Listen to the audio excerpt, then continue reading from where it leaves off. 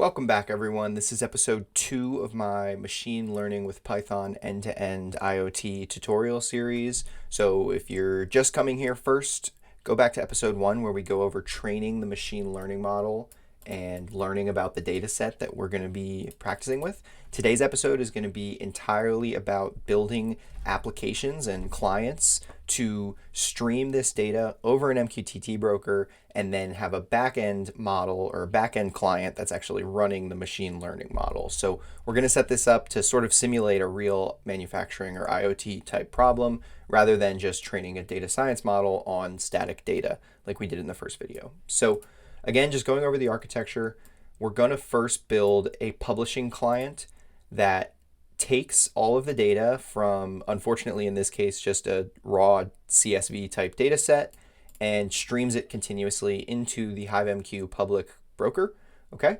And then at the back half of this video, we're going to build a subscribing client that takes that data as it comes in live. So once it gets to 60 seconds or 120 seconds of data, then it's going to feed that data into the machine learning model and then return the response of the prediction back to the broker. So the cloud broker here is going to have data for both feeding the model, but then the output of the model. And we're going to set all of that up in Python. I do want to give credit where credit is due. A lot of these snippets are based on or blatantly copied from the HiveMQ overview page of how to connect with Python. There is a library called Paho. I'm not sure who the creators are, but shout out to them. They made this all way easier to do thanks to this Paho client and all these nice snippets that the HiveMQ team has put together. So let's get started. Let's go over to our code folder where last episode we had developed and saved this SKTime model. You might have called it something differently, but here we have a zip file, and that is the magical box of how we're going to predict off of this time series data. I am going to just double check. I have a requirements file here, so if you are running this locally, you're going to want to either copy or go to the GitHub repo and download. Just make sure that you have all of these requirements installed in your either virtual environment or on your global Python setup. Here I'm being kind of lazy and just using my global because I know that I have all of these libraries. So just make sure if you don't have all of them, it will just come up as we work through this. All right, so in the first file, so we're going to be going through 3 Python files here today. In the first one, we're going to set up an application that takes data from these raw data tables and streams it continuously over an MQTT broker. So we're going to work through this kind of backwards, but I promise it makes more sense this way. So this will be the bottom of the Python file where we are creating a Paho class object that can connect to the MQTT broker. We're going to set this up first just to make sure we go over how we are establishing environment connection to this MQTT broker. So I've commented out some code. If you wanted to do this with a private MQTT broker, the setup is a little different. And by default, we're just going to connect to the HiveMQ public broker. So this will be nice and easy. Now, for some of you, this may be review, but for those who aren't as comfortable with Python, there's a few libraries that you're going to use to securely store and manage your environment variables. So you're going to import OS, and then from .env, we're going to import load.env. And then at the beginning of your script, you're going to do load.env. So environment variables, I'll briefly explain are how you can store local passwords, usernames, anything that you don't want to eventually be pushed to the cloud, or if you want it to be stored in a more secure manner. It's a common syntax to save important things into this .env file, and you'll see why. So with this default setup, I'm obviously just pasting in something that I'm comfortable sharing with the world here. But if you did want to store your username and password for your personal MQTT broker, this would be where you'd want to store that. And so since we're storing it in this .env file, it's a special file name, then when we go to our script and we eventually use this os.getEnv that is going to know to basically look into the .env library, which is looking into our environment variables. So this is just a typical setup that you'll see. That's why we're doing it. We obviously are still having some issues with the code, but that'll all make sense. So connecting to this client, we need to import the Paho library. So it looks a little bit like this. And now we have this Paho client as Paho. So anytime we want to reference the Paho client now, we can just use Paho, which is what we're doing here. On connect, on subscribe, and on message. So these are functions that the Paho client is looking for. And what that means is we're setting up a function that's going to be called when this client connects, when it subscribes, and when it receives a message. So this code right now is creating the client, it's doing these setup functions that are not working, and it's starting the connection. So what we need to do is bring in this onConnect function, which again is just boilerplate that I've taken from the HiveMQ website. And now I have a function that's going to be called just to print a message once I establish a connection. We're going to do the same thing with the subscribe and message functions. Again, this is just boilerplate so that when we are using this application, we're going to see a log of what's going on. And then now that we've set everything up, right, this first chunk is really establishing the connection, making sure that the Paho client knows what it is supposed to be looking for and what to do when it gets responses. The final piece of this application is starting a loop that is going to go in to the raw data and stream it to this client that we just set up a connection to. So if we go here, I'm going to paste in this snippet and I'll walk through it line by line. This first client has to do with the way that the Paho client runs asynchronously. So we need to kickstart this looping so that the broker knows how to handle a potentially infinite loop, which is what we are starting. So then this next line, while true, is just a way in Python of kicking off an infinite loop. And then we're going to use this client to publish data to a topic. So here in this row, we are determining what topic string we are going to send this data to. Okay, and you can see we're actually referencing part of our environment variables. I've made this up. You guys can pick any you want. But this way, when I set this up on the public broker, I know that nobody else will be overlapping or looking at my data. All right. And this next part is what data we're actually sending. So this is where we're going to build an application or another Python file to actually go get a row at a time of data from the raw file. And then here, time.sleep is just so we don't go a little too fast. In a more realistic environment, you'd probably want to slow this down, but I was using 0.02 seconds as my parameter just so that I could stream and test this application very quickly. All right, so this generator for next data row is obviously an important piece of this, and I like to sort of separate my Python in files. So let's go over to what I call the data fetcher. And here is where we are going to build a function that gets the data out of this raw data. And it's all going to be separate so that we can reference everything nice and cleanly. So what we're going to do, very simple, just to start, is pull in all that data. So this is a snippet that I was using. We're going to need to import numpy as np. And what we'll do next to create an infinite loop of this data, there's this cool Python function called cycle. So to get that, we're just going to use from itertools import cycle. And what this does is if you have a really long list of data, this cycle function creates a Python iterator that will go through this continuously. So if you had a list of the numbers 1 through 10, this cycle will create an infinite loop that once you get to 10, you go right back to 1.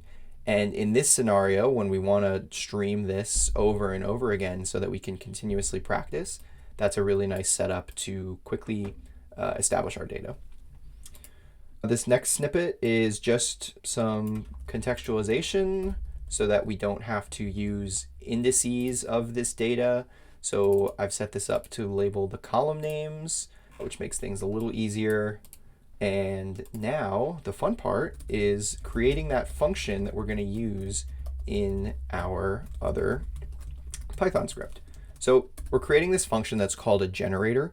And what that basically is it's a stateful looping function that allows you to loop and pull in the next record one at a time while the loop sort of remembers where it is. So this way we can reference this function over and over again, but it's not going to start from the beginning. It's going to start at the next item in the cycle. And that's actually what this next function right here is doing, is it's pulling the next iteration of the data cycle that we created up top.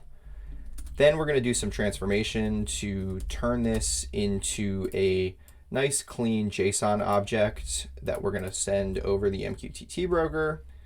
And one other thing that I found I needed to do is convert the data type of the ID column. This is just for consistency. And then finally, with these types of generators, instead of using a return, you will use a yield. So we're going to yield JSON.dumps, which is what converts the Python object to a JSON. And now we are returning the next row of data every time we call this function. So if we go back, we have this client that's all set up. And I believe if we just add this as an import, it's going to say from data fetcher import generator next data row. We should be all set. Obviously, let's do some troubleshooting just in case, where we have established connection. So we're seeing that we are connecting. And now I'm assuming that the data is being sent out continuously here. So what we can do just to confirm that this is coming through is actually subscribe to the topic that we are going out over. So let me just grab some subscription code, and this will allow us to see what data is coming in. So if I kill this, and I'm going to start it over now, except we're connecting and subscribing to the topic that we're actually publishing over. And now you can see we are continuously going through the raw data. And since we're subscribed to that topic and we have a PAHO function set up on message, we are going to fire this one, right? And so then it's printing the topic, the quality of service, and the payload. So we're getting everything we need here, and this first piece of the pie is complete. All right, so while that cooks, right, we're just streaming this data in nonstop, no big deal. The broker is handling all the fun there. Let's now build the back half of this, where we're going to develop an application that subscribes to that MQTT topic and then runs the machine learning model as data comes in. So let's start with that same boilerplate that we did last time. Here we are, and let's import all of our libraries. I won't get too much into this again. Same idea as before. And we have the same three functions that we want to set up on this Python script. So we're going to have on connect and on subscribe. Those are easy. But this time, a lot of our complexity, in fact, most of our complexity, is going to take place in the on message function. So with this setup, we want on message to start using all of this data instead of just sending more of it or displaying it, right?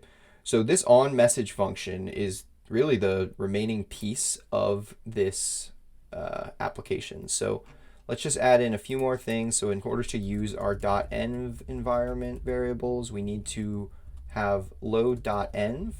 What we're also going to do is bring in the model from the zip file that we've trained. So if I do load trained sktime model, that's going to bring in the ML model parameters into the local configuration. And then here, I'm just going to reference the lookup results. So what this will allow us to do is develop a solution that also compares the actual results. So this lookup is going to the metadata file, which is where we can see which class we actually are expecting. So by doing this, we can compare our predicted results to the actual results that the physical study is telling us. All right, now for the fun part. So we're going to build a pretty large onMessage function here that honestly I probably could have built cleaner, but I think this is still a great way to get the idea across. It's going to start with, let's get these parameters right. And we need to keep track of the data as it comes in sort of a global variable, again, because this onMessage function is being run asynchronously. We potentially might have a dozen of those at any given time. So the state of our pile of data needs to be stored globally. And so we're going to use the global command in Python to allow this function to access that global data, regardless of the fact that it's being run asynchronously. And what we're doing here is at first waiting for 120 rows of data to come in. So we're pulling in every time data from the subscription, right? This message is only being fired when it has a message.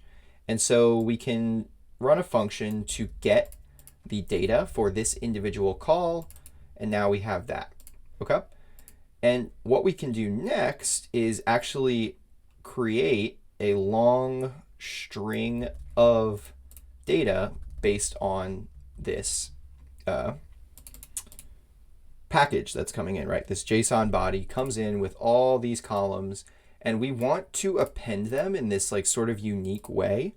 But again, this is all about crafting the NumPy array to look exactly the same as the data that we trained our model on. So there might have been a better way to do this, but this is the way that I set up an array. And then inside of that array, I'm creating columns for each each definite value in the training data. Also note here that we're using those 10 columns we discussed last time. We're not going to try to use date or ID, obviously. Like there's all sorts of ways that we could cheat this. We want our model to only use the raw data that it would have in a real environment. So we're pulling this in, we're creating this formatted structure of mine right here, is adding that row of data to the current data. And so since we're waiting for 120 messages to come through, this is going to run 120 times before we do anything else. But where things get fun is using a very simple logic statement. Once that length gets to 120 rows, we know now that we have enough data and the exact amount of data to run our machine learning model that was developed.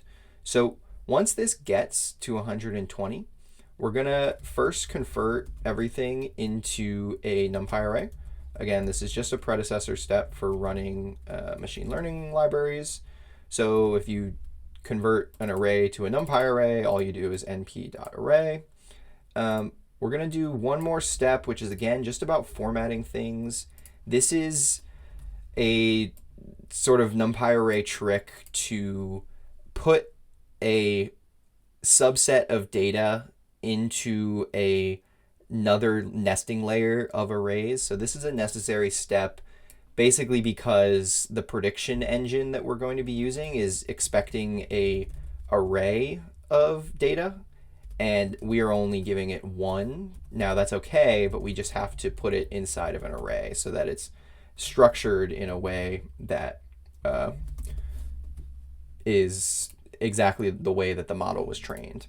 And so what we're going to do to accommodate that is we're going to run this prediction, and this is the magic function that takes our model that we loaded at the beginning of our execution and runs the prediction. But again, just like I said, we're passing it an array of one element, and we only care about the prediction on that one element. So we're going to get the 0th element of this array, And that is going to be our magic moment. So this prediction line right here is going to execute the ML model. And from there, we can do everything else, just sort of printing the results, right? So model is predicting, and then actual current state, we're going to use this get class function. So here I separated out some logic and made a little helper function that allows us to actually look up from the real data what data set is actually supposed to be there. And again, this connects to the explanations in episode 1, where a lot of the background data is actually not properly labeled. All right. And so then we have all this. Model is in actual current state. And we're going to do one final piece after we have printed the prediction. We also want to send that prediction back to the MQTT broker. So I came up with this arbitrary but unique topic where we're going to go to that topic prefix that was determined in our environment variables, and we're going to write to an extension of that called predicted state. And that is just going to contain a very simple JSON with the prediction. And so we're actively going to be sending this result back whenever we get the right amount of data. And the final piece, just so that we don't end up doing this over and over again with the same data, once we are done with a full set of data, we're going to delete pieces of that original array. So this del function is going to allow you to select, in this case, the first 60 rows of that array, so that the array goes back to 60 rows of data, and it's going to wait for 60 more points to come in before it fires off all of this prediction logic. So that pretty much wraps up all the code. Next, we're going to run this and see how it looks. All right, so we're finished with development here. We can see that data is still coming in from our first Python script, so that looks dandy. I am pointing out that I added 3 rows here to properly account for some of the background activity that is not quite properly labeled. So I had to do some data cleansing on the back end of the piece of this script that is just really confirming the accuracy of the model. So updated this, it'll obviously be up to date in the GitHub if that's where you're grabbing the code. And now, without further ado, we can run in a dedicated terminal, because we need to leave that other one running, this machine learning client. So it's going to take a second to fire up while it loads the model and prepares to run it. But now the script should start waiting for 120 points to come in. And it's obviously coming in very fast. And now every 60 data points is going to trigger a new prediction, and it's going to log out the results. So right now, the model is doing excellent. It's predicting background when the actual is background.